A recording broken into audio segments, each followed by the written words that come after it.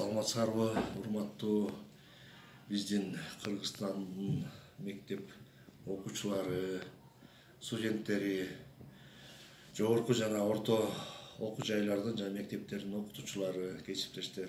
Силерди бүгүнкү 1 сентябрь билим күнү майрамыңыздар менен куттуктайбыз. Жаңы окуу жылыңардын башталышы менен да куттуктайбыз. Баарыбыздын иш күнүбүз башталып атат. Билим берүү тармагында мен академик Саакунбаев атындагы Каракол медициналык колледжинин директору, мүдүрү болуп иштеп атам. Биздин академик Саакунбаев атындагы Каракол медициналык колледжи 1939 жылдан бери ийгиликтүү орто медициналык кадрларды даярдоодо ийгиликтүү иштеп келатат. Ошончо жылдан бери 20 000 тегерегинде орто медициналык кадрлар даярдаганбыз. Азыркы учурда 6 адистик боюнча адистерди даярдап атабыз. Биздин колледжде 6 адистиктер, алар кайсы адистиктер лечебный дело деп коет, дарылоо бөлүмү, фармация бөлүмү, медайымдык иш бөлүмү, лаборатордук иш бөлүмү, акушердик иш бөлүмү жана ортопедиялык стоматология бөлүмү. Бул бөлүмдө зубтехниктерди даярдайбыз. Ушул бөлүмдөрдө окутуу иштерин ийгиликтүү жүргүзүп атабыз. Биздин колледжде азыркы учурда быйылкы 1 сентябрда окуу башталышында 949 студент 1 сентябрга окууга киришти. Былтыркыга караганда 123 студентке көбүрөөк болуп атат. Былтыр 826 студент менен киргенбиз 1 сентябрга. Андан аркы жылында дагы 100 кишиден көбүрөөк студент менен киргенбиз. Жыл сайын студенттерибиздин саны көбөйүп атат. Кабыл алуу планы толугу менен аткарылды десек де болот. Кабыл алуу биздин академик Саакунбаев атындагы Каракол медициналык колледжи Ысык-Көл областында жалгыз медициналык колледж болуп саналат. Биздин колледжге кирип билим алабыз деген каалоочулар дагы аябай көп. Ошол кээде пландан дагы кээ бир жылдары каалоочулар ашык болуп кетип атат. Биздин колледжде эмгек жамаатыбыз 100дөн ашык. Штаттык мугалимдер 60-70 сан тегерегинде. Андан сырткары бизде внештатниктер деп коет, штаттан тышкаркы мугалимдер саат алып өзүнүн основной орду дарылоо уюмдарында иштеген, мекемелеринде иштегендер бар. Бизден саат алып дагы сабак беришет. Ошол дарылоо мекемелеринде өзүбүздүн кабинеттерибиз бар. Аякта кабинеттерибиз жетиштүү. Контракт окуу бөлүмдөрү бар жана бюджет окуу бөлүмдөрү бар. Ошол бюджет окуу бөлүмүндө бизде 289 студент окуйт. Контракт бөлүмүндө азыркы учурда 660 студент катталган. Контракттын баасы бизде 23.971 сом, 24.000 сом деп койсок болот. Арзан, атайын ушу Ысык-Көл областындагы жашоочулардын балдарынын экономикалык мүмкүнчүлүктөрүнө карап дагы түзгөнбүз. Жана биздин колледжибиздин ар кандай мүчүлүктөрүн окуу эмеректерин жана цифровизация деп компьютер алганга сметалар түзүлөт. Жана бул жакта ком услугалар бар. Мугалимдердин эмгек акыларынын баарын камтылган. ошентип баары эсептелип отуруп ушул 23.971 сом эсептелип чыккан. Анан бул акчанын дагы студенттерге жакшы окуу шарттарын түзүп бергенге баары каралган. Быйылкы учурда жай бою ошол көп окуу кабинеттерин, лабораторияларды капиталдык оңдоп түзүү иштеринен өткөзгөнгө аракет кылдык. Кээ бир окуу ремонттук иштер бүтүп калды, кээ бирлери ачыгын айтканда мына бир 2-3 күндө бүтөт. Быйыл жана стандарттештирүү өкмөттүн стандарттештирүү саясатына ылайык компьютерлерди да алдык быйыл, принтерлерди да алдык, проекторлорду алдык. Алар дагы жетишпейт, бирок жыл сайын аздан алып отуруп ошого жетишкенге аракет кылып атабыз. Сразу эле баарын көп алганга мүмкүнчүлүк да жок. Азыр парталар дагы жетишпей атат, биздин жыл сайын студенттер көбөйгөн сайын.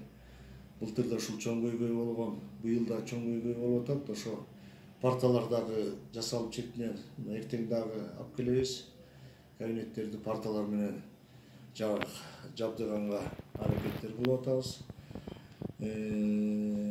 Жайкы 1-сентябрга ремонтторун дагы текущий ремонт деп коет. Ошол текущий ремонттору дагы актап сырдап даярдаганга аракет кылып, ал иштерди да жүргүздүк. Муну менен катар көйгөйлөрүбүз бар эле. Ошол материал техникалык база жактан чоң проблемаларды чечип бүткөндөй болдук. Чатырларын оңдоп бүттүк, толук канализациялык системалар, суу түтүкчөлөрүн толук алмаштырып бүттүк. Дааратканалар бизде аябай начар акыбалда болчу, алардын баарын оңдоп бүттүк. Мугалимдердин дааратканасы өзүнчө, студенттердин дааратканалары өзүнчө, эркек студенттер, кыз студенттер, мугалимдердики, аял эркектер баары эле өзүнчө оңдолуп бүттү. Чиреп атат, агып атат деген проблемалардын баары бизде азыр уже жок. Жоюлду, 2 корпусубуз бар. Ошол корпусубуздун бирөө 3 этаж, бирөө 4 этаж, бирөө 1964 жылы салынган, бирөө 1970 жылы салынган. Ошол 2 имаратыбыздын тең терезелери, айнектери бүт, баардыгы 100% пластик алмаштырылып бүткөн. Анан лабораториялар азыркы учурда дагы бир лабораториялык диагностика бөлүмүнө лаборатория оңдоп түзүү иштери капремонттон өтүп, мына 1-2 күндө даяр болот. Формацияга дагы кабинеттерди даярдап жатабыз азыр. Алар дагы бир 2-3 күндө бүтүп калат. Андан мурунку жылдары дагы эгерде санап кетсек, жыйындар залы, чоң конференц залы, кичи конференц залыбыз, анатомия кабинеттеринен экөө, химия лабораториясы, ушул сыяктуу кабинеттер көп жасалды. Манасоведение деген дагы, манастануу кабинеттери да, бухгалтериянын кабинеттери иши санай берсек четинен бүтүрүп атабыз. Бирок ошону менен катар көйгөйлөр да көп аябай. Эң чоң көйгөйүбүздүн бири бизде жанагы жатакана маселеси. Бизде жатаканага дагы өзүбүздүн бош турган жайларыбыз бар.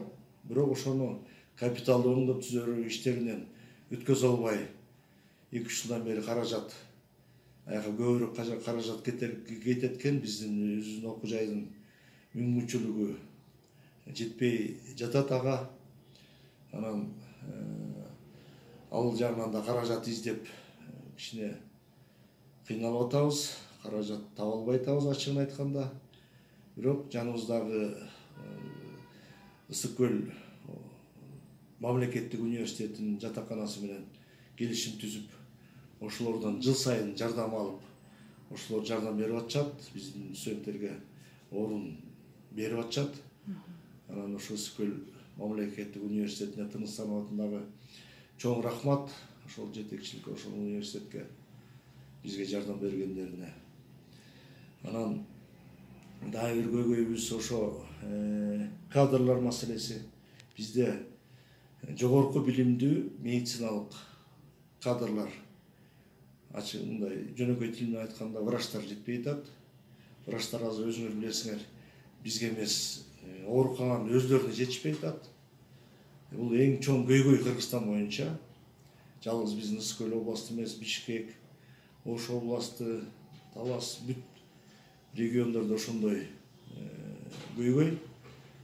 Анан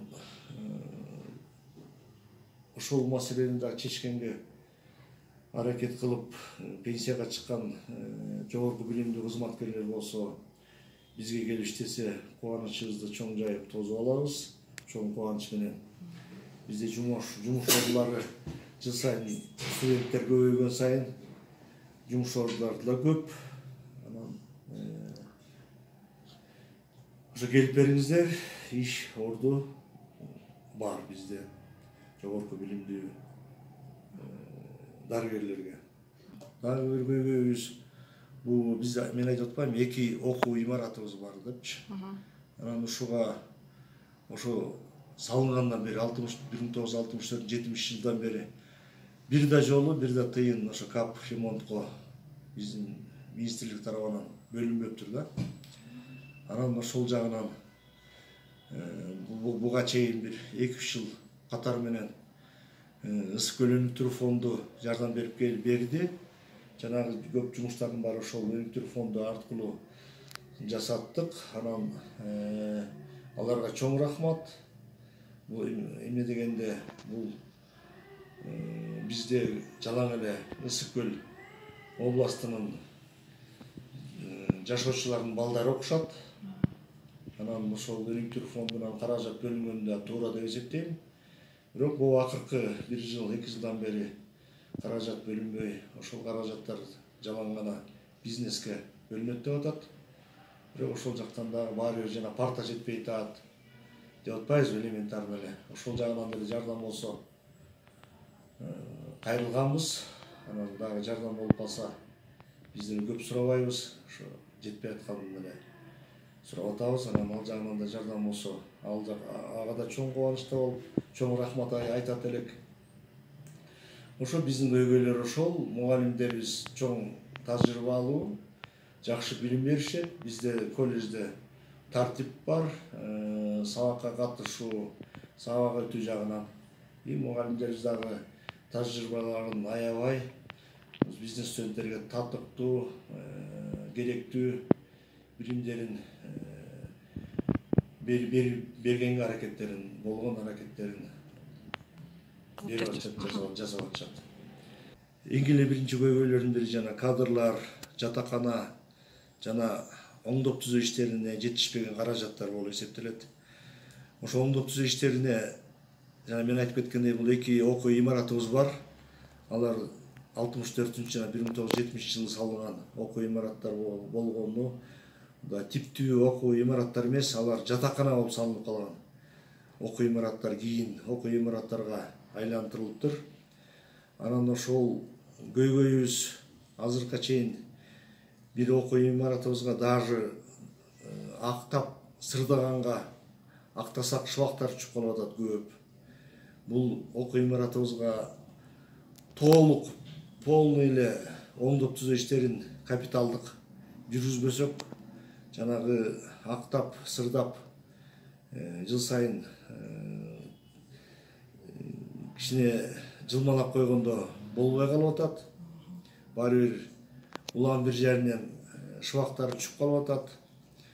Эми ачыгын караганда аябай эле бизди кыйнап, анан жатакана жагы дагы, окуу кабинеттери дагы оңдоп түзөө иштерине муктаж. Четинен жанагы мен айткандай жасап бүтүргөнгө акыркы 5 жылдан бери, 6 жылдан бери жасап атабыз.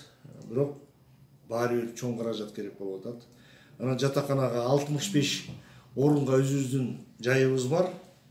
Ошо бизде 1000ге жакын окуу студенттер болсо дагы, бирок 65 орунга даже ошону жасап туралы дегенге дагы үмүтүбүз чоң, бирок ага да каражатыбыз жетпей атат. 65 орунду жайыбыз турат. Жо жатакана деген маселе бизде вообще жок да. Анан орду турат, сметасы түзүлгөн. Bir 9 milyonга жакын акча. Анын ичинде прачечный, ашканасы, жаткан керебеттери, шкафтары, отурган отургуч, сабак даярдап тамак жеген столдордон бери баары жасап сметасы түзүлгөн. Бирок ошол каражаттарга таба албай атабыз. Өкмөткө да кайрылабыз, дагы быйыл да кайрылабыз го эми. Ысык көлөнүктөр фондуна да кайрылганбыз, бирок берилбейт дешти. Быйыл былтыртан бери жалаң бизнеске беребиз деп атышат. Анан ар кайсы фонддорго да кайрылып атабыз. Быйыл бир ара фонду үмүт берип атат. Сүрөттөрүңөрдү даярдап келе деп атат. Ошого сүрөттөрүбүздү даярдап атабыз. Эгерде чынында эле ошондой көйгөйүңөр болсо жардам берели деген бир предварительно сөздөр болгон. Ошол анан мурдагы жылдары көп эле студентибиз жатчу. Эмне дегенде ал жатакана ошо башка окуу жайлардын жатаканасына караганда мындай тынчыраак, ремонттон өткөн. Анан биздин студенттер да ошо университеттин жатаканасына жатканга өзлөрү суранышат. Ошол жактан ошол университет менен договор түзүп бересиңер, келишим түзүп бересиңер депчи. Анан келишимибиз бар. Ал окуу жай дагы бизге жыл сайын эч качан баш тарткан эмес, отказылган эмес. Демек быйыл дагы алар менен келишим түзгөн экенсиздер, Келишим түзүп, анан быйыл дагы жаткызабыз деп атышат. Ошентип бир кичине эмеден чыгып атабыз. Кыйын. Биздин бир жактагы эме бир кыйынчылык биздики шестидневка деп коет, жанагы биз 6 жумасына 6 күн окуйбуз. Ошондо окуу графигибиз биздики расписаниябыз 8ден баштап 5:40га чейин. Анан айрыкча кыш күндөрү 5 караңгы түшкөндө маршруткаларда жүрбөй калат айылдарга. 5:45ден баштап уже үйлөрүнө жетиш да кыйын болуп калып атат да. Анан биздин кыздар 11-чи классты бүтүп келип, 11-чи класстын базасына кабыл алабыз. Бирок баары бир эле ошол кыздарыбыз кичинекей, жап-жаш, жаңы эле мектепти бүтүп келишкен. Аларга да биз чын айтканда коркуп атабыз да, үйүнө жеттиби, жеткен жокпу, кар жаган күндөрү, жанагы коомдук транспорттор жүрбөй да калышы мүмкүн. Сабакка кечигип келишет. Анан ошол маселе бизде чоң маселе болуп атат да.